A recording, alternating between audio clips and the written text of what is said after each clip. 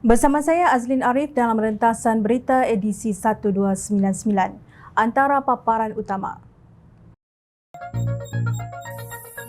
Cetak 1 juta Al-Quran langkah terbaik.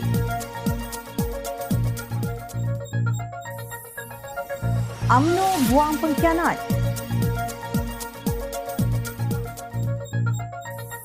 Perlunya bijak menyingkapi perbezaan pendapat.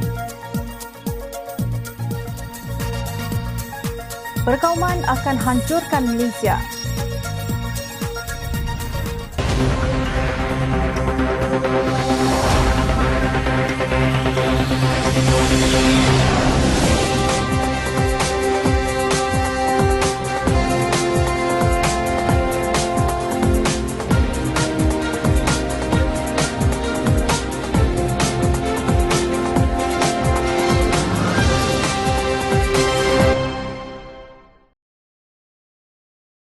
Assalamualaikum dan salam sejahtera. Malaysia mengutuk sekeras-kerasnya tindakan ahli politik pelampau kanan Sweden Denmark, Rasmus Paludan yang membakar naskah Al-Quran di Sweden, kata Perdana Menteri Datuk Seri Anwar Ibrahim. Apa yang anda ingin buktikan? Bahawa anda adalah sekular, menentang Islam atau menentang agama, namun apa yang sebenarnya digambarkan adalah kemerosotan nilai dan kemanusiaan nilai, katanya dipetik media.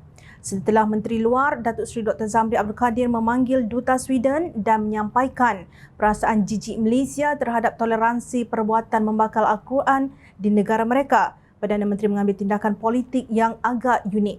Beliau mengumumkan kerajaan Malaysia akan mencetak 1 juta Al-Quran untuk diedarkan seluruh dunia. Ia turut akan disusuli program-program ke arah penghayatan dan pemahaman Al-Quran dengan mesej risalah yang jelas.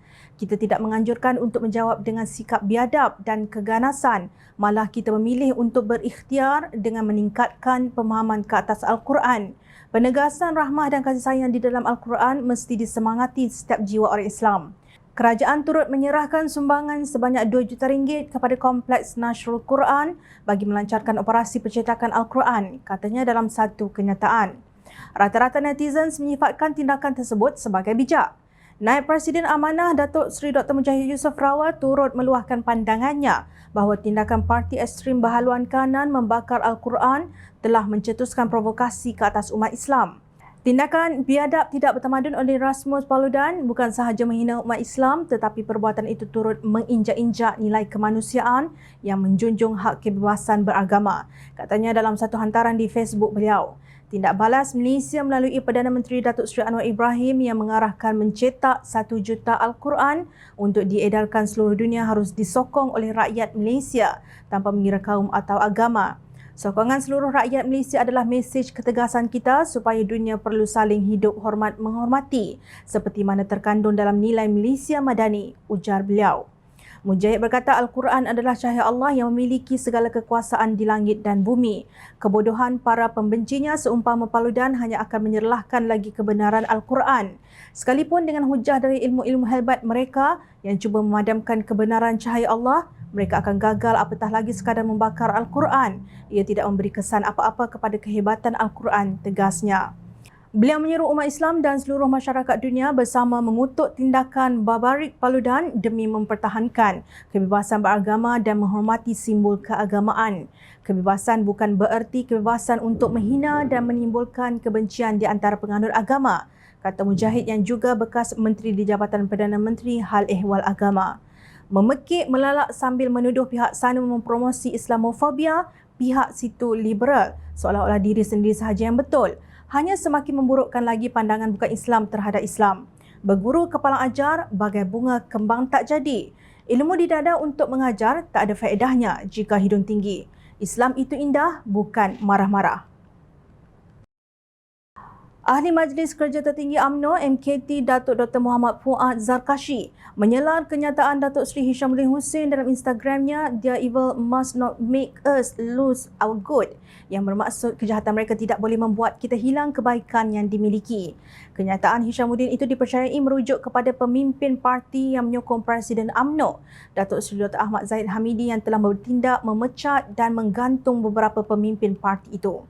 Nak tanya Hishamuddin apakah perkataan traitor and treachery iaitu pengkhianatan serta kesan buruknya kepada parti tidak ada dalam kamus beliau? Apakah itu bukan jahat? bidas Puan. Sebelum itu, selain Hishamuddin, beberapa nama besar UMNO telah dikenakan tindakan oleh lembaga disiplin parti itu. Antaranya termasuk Khairi Jamaluddin dan Tan Sri Noh Omar yang dipecat. Sementara itu, Syahril Hamdan, Datuk Seri Salim Sharif dan Datuk Maulizan Bojang digantung 6 tahun. Manakala Dr. Fathur Bari Mat Jahaya dikenakan surat tunjuk sebab. Puan berkata pembersihan total dalam UMNO bukanlah sesuatu yang luar biasa. Apakah ini mengejutkan? Parti kena berani sebagaimana mereka yang dipecat itu berani memfitnah parti, ujarnya. Beliau mengambil contoh Presiden Bersatu Tan Sri Mahyidin Mat Yassin yang memecat Tun Dr. Mahathir Mohamad dan Datuk Seri Mukhris Mahathir. Katanya keadilan pula memecat Datuk Seri Muhammad Azmin Ali, Tian Chua dan Datuk Zuraida Kamaruddin. Tiada yang luar biasa. Luar biasa ialah tindakan KJ Khairi Jamaluddin menghentam parti dan Presiden semasa kempen PRU. Parti jadi kambing hitam kononnya untuk meraih undi. Lagi luar biasa tindakan Hishamuddin. Dia tidak serik membelakangkan parti, bawa MP UMNO ke rumah Azmin Ali, suruh Ketua Bahagian Sabah masuk bersatu. Penggerak utama MPBN tanda tangan SD sokong Mahyadin adalah Hishamuddin, dakwa Puan. Beliau membidas kenyataan bahawa anak muda akan lari daripada UMNO. Kita tanya balik, berapa ramai anak muda yang mereka bawa masuk untuk sokong perjuangan UMNO? Soalnya, Puan menafikan dakwaan Noh Omar bahawa keputusan dibuat oleh Ahmad Zahid bukan syur lembaga disiplin UMNO. Ia bukan keputusan Presiden. Cuma kali ini Presiden yang bawa syur tersebut pada MKT, jelasnya. Menurut Puan, Noh Omar yang hadir mesyuarat MKT keliru. Ini berbeza bila Tun Dr. Mahathir pecat Datuk Seri Anwar Ibrahim. Tun M bawa ke MKT untuk pecat Anwar tanpa melalui lembaga disiplin, katanya. Puan berkata Noh Omar dituduh mensabotaj parti semasa pilihan raya umum ke-15. Ada 16 laporan sabotaj terhadap Noh Omar. Kenapa KJ dipecat? Khairi memang melampau, memburukkan parti dan Presiden semasa kempen PRU amat keterlaluan. Fitnah pengundi hantu semasa PAU UMNO 2022 berniat jahat. Apakah parti akan pecah? Itulah naratif yang akan dieksploit oleh sesiapa sahaja yang tidak berpuas hati. Tetapi parti sudah lama dipecah belahkan oleh mereka yang suka melawan keputusan parti, tegasnya. Beliau mendakwa selepas UMNO hilang kuasa di pilihan raya umum ke-14, ada pemimpin menjauhkan diri daripada UMNO. Takut terpalit dengan kluster mahkamah. Mereka takut didakwa kerana telah dipanggil Suruhanjaya Pencegahan Rasuah Malaysia SPRM. Mereka duduk di luar pagar, ada kalanya tikam parti dari belakang. Kini mereka dipecat atau digantung. Apa salahnya mereka sekali lagi duduk di luar pagar? Tempelaknya. Selama ini, kita hanya mendengar kabar angin sahaja berhubung tindak tanduk Hishamuddin. Sama ada hubungannya dengan Azmin, Bersatu Sabah dan tanda tangan surat akuan SD menyokong Mahyadin sebagai Perdana Menteri. Hari ini, kita mendengar mengenai pengkhianatan beliau dan koncu-koncunya daripada pemimpin UMNO sendiri secara terbuka. Demikian kebesaran Allah yang berfirman dalam surah Al-Imran ayat 54. Maksudnya, dan mereka merancang, yakni tipu daya, Allah juga merancang membalas tipu daya. Dan Allah sebaik-baik perancang, yakni membalas tipu daya. Persoalan sama ada tindakan UMNO ini akan menguntungkan parti itu di masa hadapan, hanya masa yang akan menjawabnya. Masjid bukan institusi politik dan tidak memihak kepada mana-mana parti politik. Namun, Jumaat lepas, mimbar Jumaat Selangor membicarakan khutbah yang amat dekat dengan senario politik umat Islam di negara ini. Khutbah itu bertajuk Bijak Menyingkapi Perbezaan Pendapat. Jom Channel telah menyiarkan sebahagian daripadanya Jumaat lalu. Hari ini, Jom Channel merentas sebahagian intipati penting dalam mimbar Jumaat itu. Menurut khutbah tersebut, perbezaan pandangan berpunca daripada pengaruh seseorang atau sesuatu kumpulan tentang pengalaman, persekitaran, pengetahuan, kemahiran dan kesedaran mereka. Antara faktor yang menyebabkan timbulnya isu perbezaan dan perselisihan adalah sikap seringkali menonjolkan pemikiran dan paradigma kumpulan masing-masing, tidak meraihkan ideologi politik lain, walaupun ianya tidak bertentangan dengan syariat. Suka dan merasa hebat apabila disanjung. Sentiasa merasakan pandangan kita sahaja betul dan yang selainnya adalah salah. Ini realiti berlaku pada hari ini. Terjadinya perselisihan dan perbalahan isu ideologi politik sama ada secara maya di media-media sosial maupun berlaku di alam nyata dengan pendekatan fitnah, kecam-mengecam, hina-menghina, mencaci kepribadian seseorang, memperlekehkan individu, kumpulan atau organisasi tertentu. Ia seolah-olah menjadi amalan biasa dalam kehidupan tanpa merasa bersalah atau berdosa. Apabila sesuatu isu hangat diperkatakan, maka wujudlah pendekatan merendah-rendahkan maruah dan paling menyedihkan ia membuka keaiban sesama Muslim. Mimbar menyeru agar perbezaan pandangan didasari dengan semangat mencari kebenaran, berbincang secara harmoni bukan bertanding mencari yang menang atau yang kalah. Menurutnya, semua pihak harus menjauhi diri daripada membuat fitnah dan kenyataan provokasi serta perbuatan yang menimbulkan ketegangan dan keresahan dalam masyarakat dengan menghina sesuatu kumpulan, budaya, etnik, organisasi atau agama dengan mencetuskan sentimen politik perkauman. Seperti firman Allah Subhanahu Wa Taala dalam surah An-Nahl ayat 93 yang bermaksud, dan jika Allah menghendaki, tentulah Dia menjadikan kamu satu umat yang bersatu dalam agama Allah yang satu. Akan tetapi Allah menyesatkan sesiapa yang dikehendakinya, iaitu menurut undang-undang peraturannya, dan memberi petunjuk kepada sesiapa yang dikehendakinya, iaitu menurut undang-undang peraturannya. Dan sesungguhnya kamu akan ditanya kelak tentang apa yang kamu telah kerjakan. Mimbar menyarankan agar perbezaan tidak didasari oleh hawa nafsu, sebaliknya berusaha untuk mencari kebenaran dan keredaan Allah. Kaum Muslim perlu bijak menangani dan menguruskan perbezaan ideologi politik berdasarkan masa, situasi dan tempat. Firman Allah Subhanahu Wa Taala dalam surah Hud ayat 118 yang bermaksud, dan kalaulah Tuhanmu, wahai Muhammad, menghendaki, tentulah Dia menjadikan umat manusia semuanya menurut agama yang satu. Tetapi Dia tidak berbuat demikian dan kerana itulah mereka terus-menerus berselisihan. Mimbar menjelaskan bahawa Allah boleh menciptakan manusia dalam satu pola dan corak pemikiran sahaja. Namun dengan sifat Allah yang Maha Penyayang dan Maha Pengasih, Allah berikan peluang kepada manusia untuk merasai kemanisan berbeza pendapat. Perbezaan pendapat menjadikan sudut pandang kita semakin luas. Jadikanlah perbezaan pendapat itu dapat memartabatkan dan memberikan kekuatan kepada ummah. Ini kerana semua perbezaan pendapat dan pandangan berasaskan kepada dalil dan pemikiran yang kritis. Oleh itu, kita dapati sebahagian daripada pemikir Islam menyatakan perbezaan itu jalan kepada perpaduan. Ia membina kekuatan setiap aliran supaya dapat mengambil faedah dan manfaat daripada aliran yang lain. Akhirnya, ia membentuk pemikiran yang matang dan sejahtera. Kesimpulannya, umat Islam diseru menjauhi permusuhan, pertentangan, pertikaian dalam sesuatu isu, lebih-lebih lagi dalam isu ideologi politik. Kita perlu bijak dalam meraihkan perbezaan pendapat, lebih-lebih lagi dalam isu politik yang bersifat ijtihadi. Perbezaan serta perselisihan pendapat hendaklah diuruskan dengan baik dan betul. Orang-orang yang dibenci oleh Allah adalah orang yang paling suka mencari dan membuka ruang permusuhan antara sesama manusia, kecuali orang-orang yang sentiasa memohon rahmat daripada Allah Subhanahu Wa Taala. Apa yang disebut oleh mimbar Jumaat pada 27 Januari lalu tidak mungkin dapat dinafikan kebenarannya, kecuali oleh pihak penunggang agama yang perasan dirinya sahaja yang benar dan orang lain salah. Seperti yang disebut oleh khutbah Jumaat itu, neraka itu akan dipenuhi oleh mereka yang berdosa kerana berdusta. Sesungguhnya balasan Allah Subhanahu Wa Taala di hari pengadilan amat perit, bukan sekadar pedas sebab termakan cili. Sejak tertubuh Kerajaan Perpaduan diketuai oleh Pakatan Harapan selepas pilihan raya umum ke-15 lalu, hampir setiap perkara cuba dijadikan isu perkauman oleh pihak pembangkang, kata Pengerusi Pakatan Harapan Terengganu Datuk Raja Kamarul Bahrin Shah. Sikap jelek yang sama dihadapi oleh Kementerian Pembangunan Kerajaan Tempatan yang diterajui oleh Nga Komeng.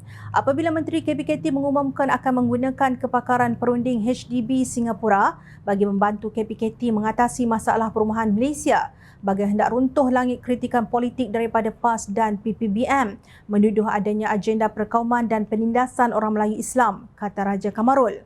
Menurut beliau, masalah pemilikan perumahan kos sederhana dan murah Malaysia untuk golongan M40 dan B40 sudah berlarutan lama sejak merdeka lagi di Malaysia. Semasa saya menjadi timbalan menteri di KPKT, berbagai usaha oleh kementerian termasuk mengadakan kempen pemilikan rumah telah diadakan tetapi masih tidak berjaya sepenuhnya kerana masih ramai golongan M40 dan B40 tidak mampu memiliki rumah, katanya. Beliau membangkitkan menangani kewujudan berbagai syarikat dan GLC milik kerajaan yang bertujuan untuk menghasilkan rumah mampu milik kepada rakyat. Namun masalah ini masih tidak dapat diselesaikan kerana harga tanah dan infrastruktur yang tinggi. Berbagai model dan kajian perumahan luar negara termasuk di Korea Selatan, negara barat dan Singapura serta negara-negara maju lain juga telah lama dikaji, jelasnya. Justru beliau berpendapat di antara yang paling sesuai dan praktikal adalah sistem perumahan HDB Singapura yang hanya bersebelahan Johor kerana banyak persamaan profil etnik masyarakat, cuaca dan sistem pembinaan yang digunakan. Sistem perumahan HDB Singapura adalah di antara yang terbaik di seluruh dunia dan diakui oleh banyak negara. HDB juga telah memenangi banyak anugerah utama antarabangsa dan kecemerlangan mereka diakui negara barat dan Jepun, tegasnya. Raja Kamaru berkata lebih 90% orang Melayu Singapura memiliki tempat tinggal sendiri sejak usia yang muda. Reka bentuk unit kediaman pangsapuri moden serta kemudahan infrastruktur HDB Singapura telah banyak memenangi anugerah berprestij antarabangsa, katanya. Beliau juga memuji kemudahan yang disediakan oleh HDB Singapura daripada untuk kenduri kendara sehingga ke tempat mandi jenazah orang Islam tanpa perlu keluar dari kawasan tempat tinggal mereka. Selain itu, katanya kemudahan klinik kesihatan, pendanda rambut, kedai komersial, dewan riadah rekreasi dan pusat kesihatan juga disediakan. Berapa banyak pangsapuri mampu milik kita disediakan kemudahan penuh bermutu tinggi seperti ini? Soalnya. Beliau berhujah bahawa sejak dahulu lagi banyak rombongan ahli majlis kerajaan tempatan melawat projek jauh di negara barat dan Amerika tanpa membawa hasil positif. Untuk masyarakat Malaysia menjadi maju, kita perlu ahli politik yang lebih matang dan progresif dan bukan yang berfikiran sempit dan berfikiran negatif yang senantiasa mencetuskan sentimen perkauman, bidasnya. Raja Kamaru juga percaya orang Melayu lah yang sebenarnya lebih banyak akan mendapat manfaat jika sistem perumahan HDB ini berjaya dilaksanakan dengan kos lebih murah dengan faktor sosial ekonomi yang positif. Janganlah kerana Menteri KPKT bukan seorang Melayu dan negara Singapura majoritinya bukan Melayu, pihak pembangkang bersangka buruk dan menuduh melulu bukan-bukan mengikut emosi perkauman, sindirnya. Dalam pada itu, Menteri KPKT menyelar mereka yang menuduh kononnya perkongsian pakar perumahan Singapura dibuat bagi mengisi kelemahan penjawat awam Malaysia. Penjawat awam telah berkhidmat dengan cemerlang sejak dari pentadbiran Perdana Menteri Tunku Abdul Rahman sehinggalah ke hari ini. Sinergi penjawat awam dan anggota pentadbiran telah melahirkan pelbagai dasar, program dan pelan-pelan tindakan telah dihasilkan demi kepentingan rakyat.